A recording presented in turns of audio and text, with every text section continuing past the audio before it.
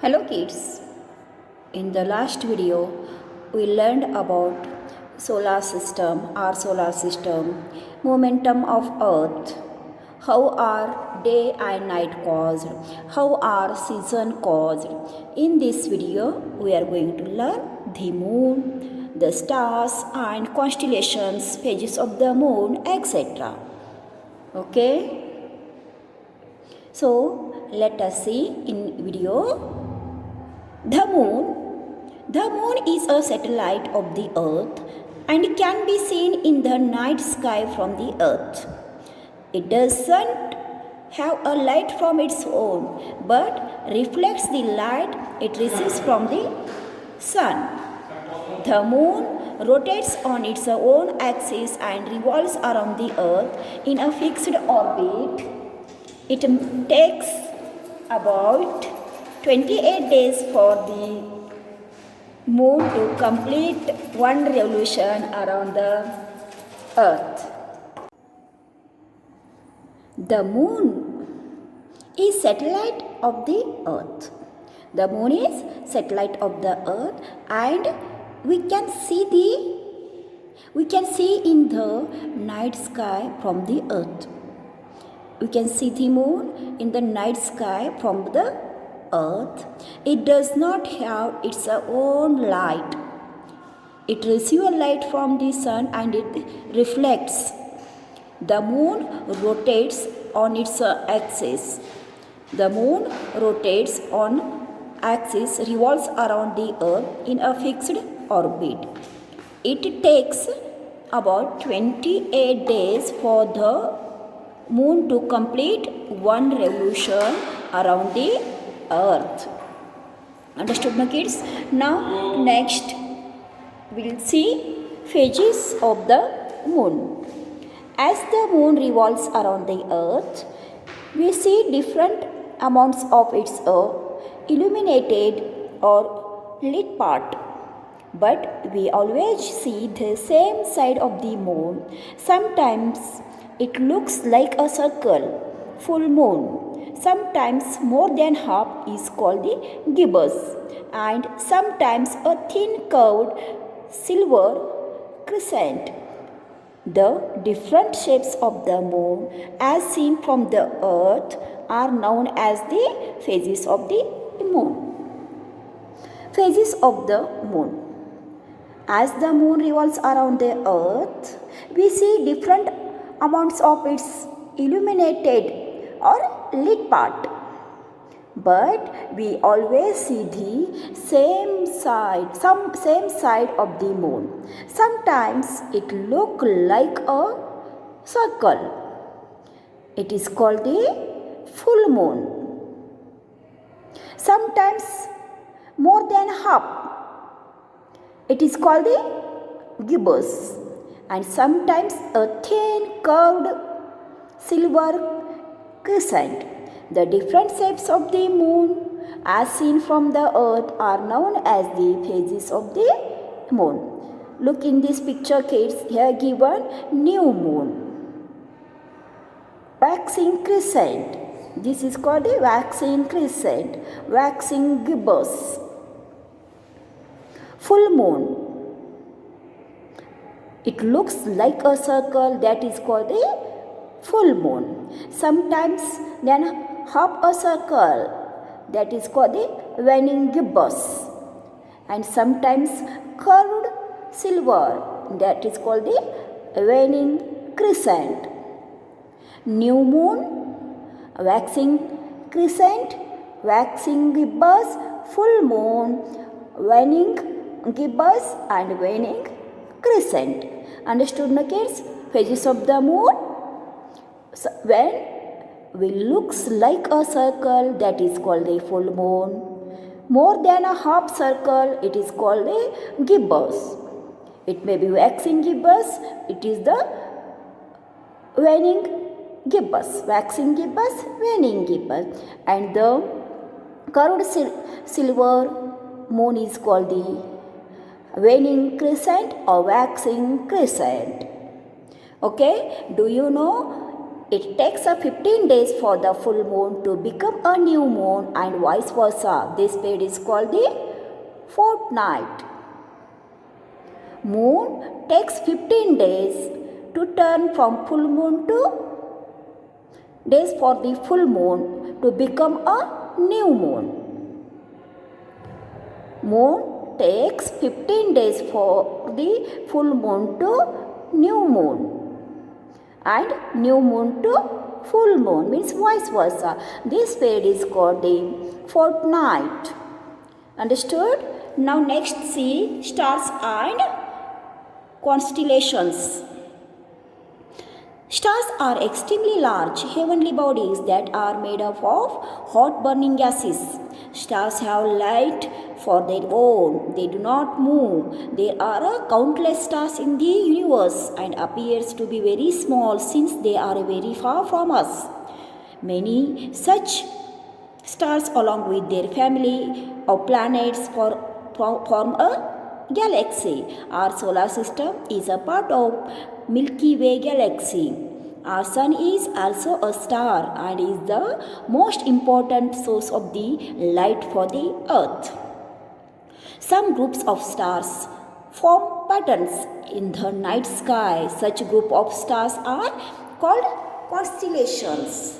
Today we can recognize 88 constellations.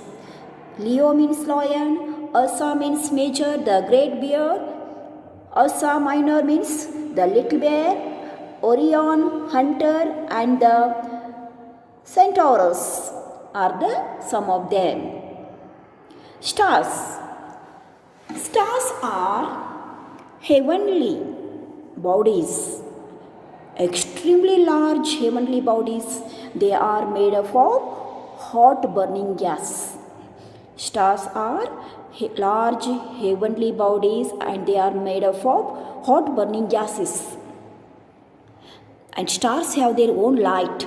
They do not move. Stars have their own light. Stars do not move and they are countless in the universe. Stars are countless in the universe and appear to be very small because they are very far from us. Many such stars with their family of planets form a galaxy. Stars with their family of planets form a galaxy. Our solar system is the part of the Milky Way galaxy. Our sun is also a star and is most of the important source of the light for the earth. Our sun is the one of the important star for earth. It is the most important source of light, heat, energy for the for the earth. Some groups of stars are called the constellations. Some group of stars form a pattern in the night sky. Such groups of stars are called constellations. Today we can recognize 88 constellations. Leo. Leo means lion. It is the shape of the lion, so it is called the Leo. Ursa Major means little bear. Ursa Major, it looks like a great bear. And the Ursa Minor means little bear, means it is the small bear pattern is there. Orion means hunter.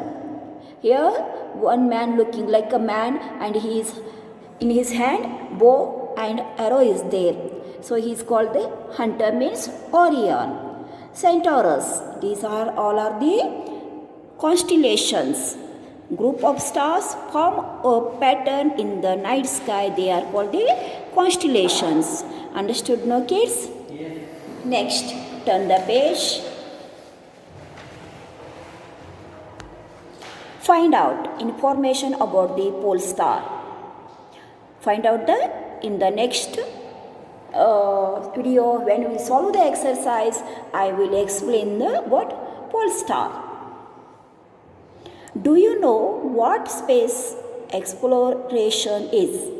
Do you know what space exploration? It is the study of outer space, planets and other heavenly bodies. This study is most often done to understand the universe and how it is affect us. Space exploration is possible for only because of the scientific and the technological progress in this field. What is space exploration? Exploration. It is the study of outer space, planets and other heavenly bodies. Space exploration is the study of space, planets and other heavenly bodies. This study is most often done to understand the universe and how it affects us. Space exploration is possible only because of the scientific and technological progress in this field. Understood? Major Yuri Gagarin became the world's first man to go into the space on 12th April 1961. Major Yuri Gagarin became the world's first man to go into the space on 12th April 1961. Understood? Who is this one? World's first spaceman? Major Yuri Gagarin became the world's first man to go into space on 12th April 1961. Squadron leader Rakesh Sharma was the first Indian to go into the space on 3rd April 1984. Squadron leader Rakesh Sharma was the first Indian. Rakesh Sharma was the first Indian to go into space on 3rd April 1984. And Major Yuri Gagarin became the world's first man to go into the space, and Rakesh Sharma was the first Indian to go into space on 3rd April 1984. Understood, no kids? Information to some Indian astronauts to have gone into space. You collect some information of Indian astronauts to have gone into space. Here are lesson over.